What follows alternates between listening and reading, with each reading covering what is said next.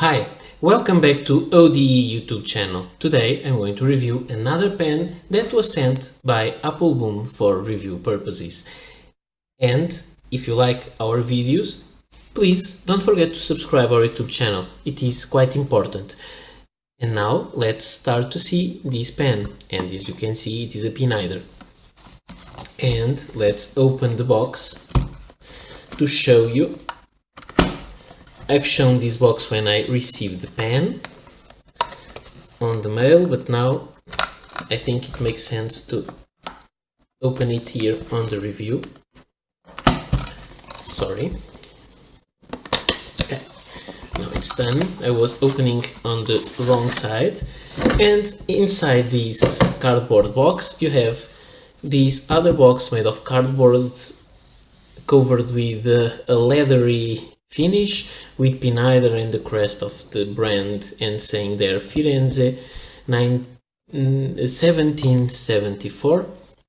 And when you opened it, it's like a little, those little office things with some envelopes and little cards for writing things. I didn't use them because this is to be sent back to Apple Boom. And here we have the pen very snugly fit into this. Now it's out. Let's close the box, put it aside and start seeing the pen. And the pen is this Pineider Avatar Saffron Yellow.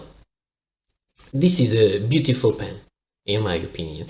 It has a darker, almost orange yellow that I don't feel it's real yellow. It's really the color of saffron. That's right.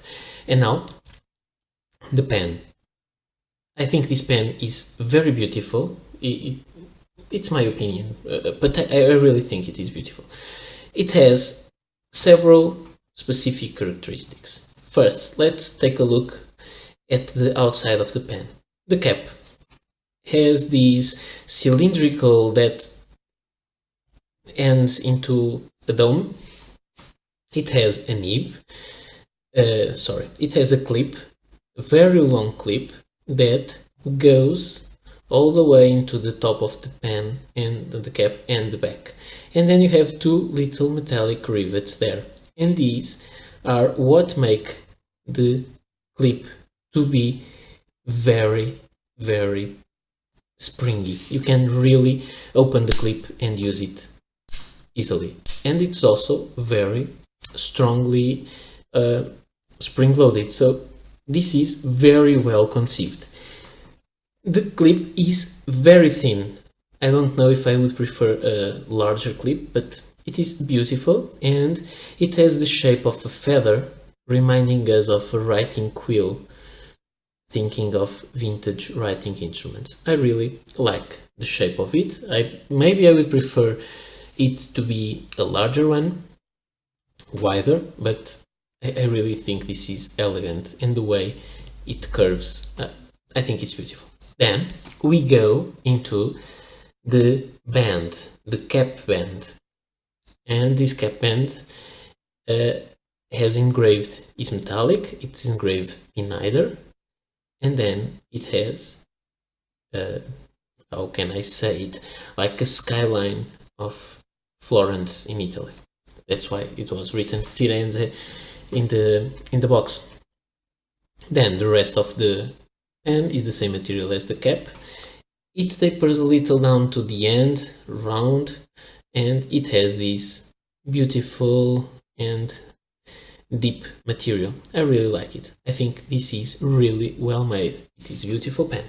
Now, the pen has a decent weight. It has a very nice shape and size, and as one of the features that I like is that the cap closes with a magnetic closure. You see, it closes with a snap, and it is very strong, the magnet, not too strong, you can't easily open the pen, but it won't open accidentally, so I really like it. it has this ring there for the magnetic closure, and it has a metal section, a very shiny metal section. This may be a problem for some that don't like to have the fingerprints on the section, or think that metallic sections are too slippery. But I think this may be a problem for some. For me, usually it isn't, but I see here a potential problem. Because it doesn't have any threads, there is nothing there to be uncomfortable unless this little step. And the step is quite visible between the barrel and the section. But I don't think that is too dramatic, and it's not sharp, so you can hold it and you have a large section area. I don't think you need to hold the pen over this ring. Now let's take a look at the nib. I think this nib is very beautiful. It has, let me try to focus a little better and closer. This nib, in my opinion, is quite beautiful. Let me try to control here a little bit the light on the side. And it has this engraving, it says there F, and that's it. No breather hole, very simple nib, beautiful. And now let's take a look at the inside of the pen. The barrel unscrews, and we have a Pineider converter, so it takes international cartridges or converter. And this is it. This is how the pen looks like, and I think it really looks good. Let's take a look at some details. First, the cap. There is something in the design that I don't think it's that nice, which is the cap band. The cap band is beautiful, but the inside, you can see that it ends, the resin material ends there, and then you have these, the end of the cap really is all made of metal, and you have these, which is quite sharp there. I would prefer it would have the resin in the inside of this cap band.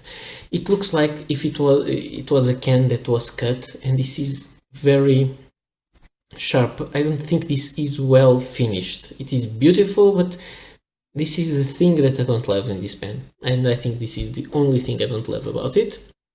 Then we have the pen and the way we can hold it, the size. I believe the pen has a very nice size. You can hold it perfectly like this, even if you have larger hands, and if you want you can post it, and it posts securely, and it becomes a big pen, but not heavy, because the cap is not a heavy cap. So quite possible to write with the pen posted if you like to do that. And now that I've shown this, let's talk about the price. This pen costs 150 euros on Appelboom, so it's not the cheapest of the pens, and you have to consider it has a steel nib, but it's quite a nice nib. We'll see that in a moment. And now let's take a look at the size comparison with the other pens that we usually compare the pens with.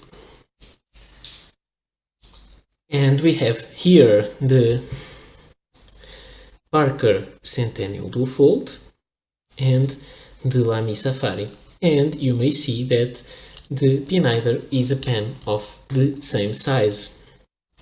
About the nib size comparison, it is obviously bigger than the nib of the Lamy Safari, that has a quite small nib, but the nib has the same size, so it is a number 6 nib, the same size as the Parker Centennial Dual Fold. So very nice looking pen, very nice size. And now let's go to the writing sample. And here we have the pen and paper, and let's see how it performs. So this is the Pineider Avatar Saffron Yellow, and the ink is Montegrappa Turquoise, and the paper is the usual Rhodia dot pad. And now let's see the writing experience. I have to say that this nib is very smooth, very well tuned, so I really think that this pen is a great creation, it's really well made. You can write it with it very smoothly. You can even get some line it's not a skip, I lift the pen from the paper.